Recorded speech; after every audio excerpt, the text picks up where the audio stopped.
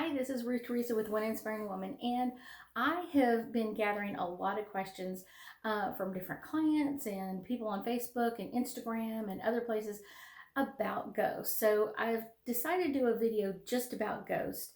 And so a friend of mine is going to read them out for me um, and give you the questions and make sure that I'm answering and getting you the answer you deserve. Why does some ghosts pick certain family like Charlie?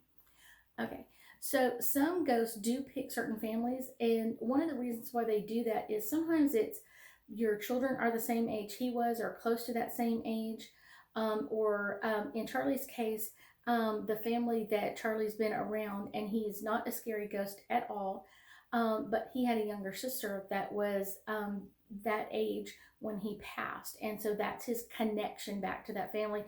So he really loves to be with that family just because it reminds him of being alive. It reminds him of things that he misses out on now that he's passed. How do you clear ghosts from a new home or apartment? So there's many ways to clear ghost or negative energy from a space, either home or apartment. There's a lot of different ways to do it. I will tell you that 9 times out of 10, I'll walk into a place going, okay, well, we've got to cleanse this area. And they're like, oh, I've already used sage or I've burned Palo Santo wood and it's all okay and all of the energy is gone. But I keep, once in a while they'll be like, but I still feel something. The thing is, most people do it incorrectly and they end up trapping the energy and not removing the energy. And that's what most people don't realize that they're doing. They'll kind of put sage in one area or somewhere else, or I feel negative energy here, and they'll burn sage in that area, but all the negative energy or the ghosts move to another corner. You're not getting rid of them, you're just moving them around. So, how do you prevent bringing a ghost home?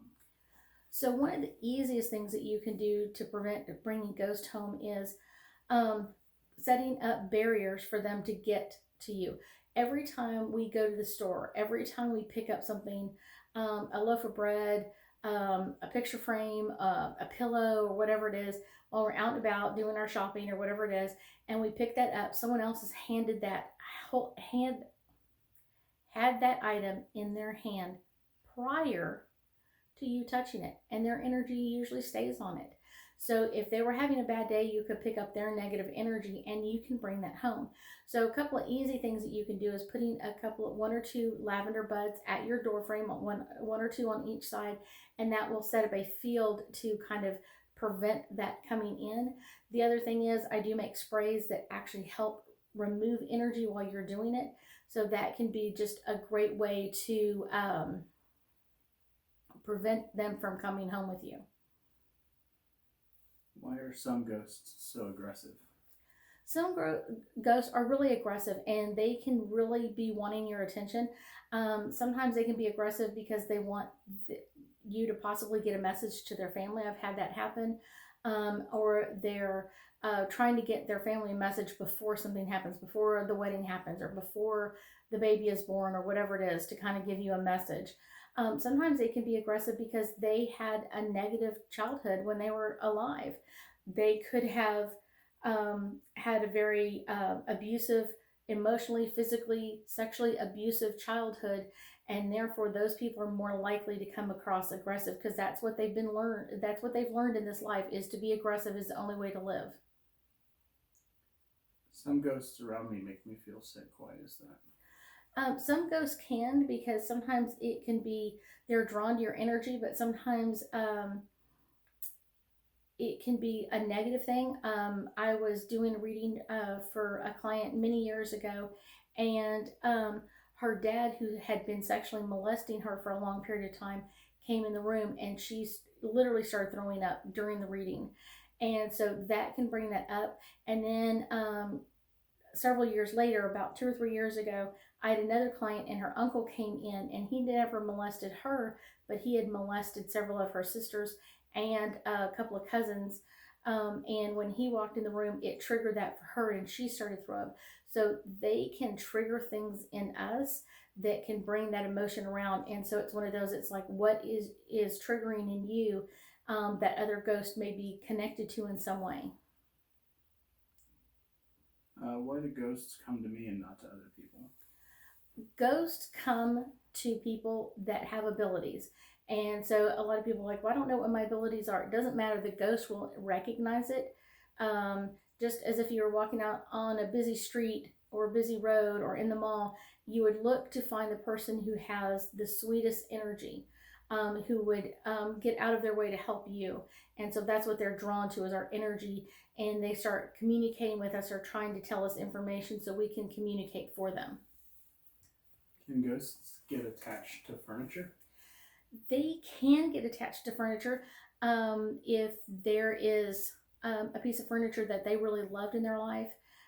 If it's something that someone close to them bought them or created for them, built a desk drawers or built a table or whatever else, they'll have a bigger connection to that than someone else. And then also, it can also be items that were close to where they lived. It's one of those, or things that have been in the family for a long period of time. I've seen ghosts attached to different types of things. Sometimes it can be even silverware or utensils that have been passed down in the family. Sometimes it can be tables or furniture, chairs, sofas, and they're just drawn to that item because that's their connection back to their family. What about getting attached to like land or specific places in a property? So one of the funny things is, I've told several people this, is there's not much land in the world that some ghost has not passed away on. There are a few, but there's not many of them. There's been so many people on this planet that have passed, and their energy gets stuck. And sometimes it gets stuck where they passed. Sometimes it's because the way they died. Sometimes it's where they're trying to get to, that they feel like now that they've passed, they can go there.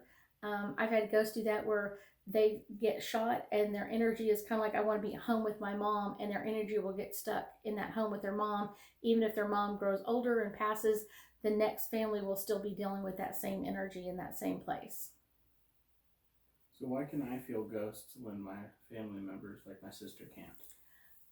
It's just your abilities. And ghosts come to us in several different ways, and they connect to us what our strongest gift is. So if you can feel a ghost, or if you're a clairsensitive, they're going to start giving you feelings to let you know, hey, I'm here. I want to communicate.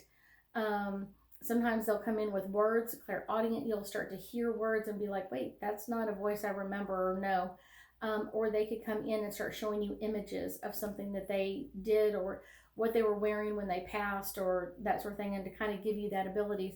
But even though abilities usually run in families, some people have turned those abilities off for whatever reason, or they're not really attached to them. It's something that they don't use very often.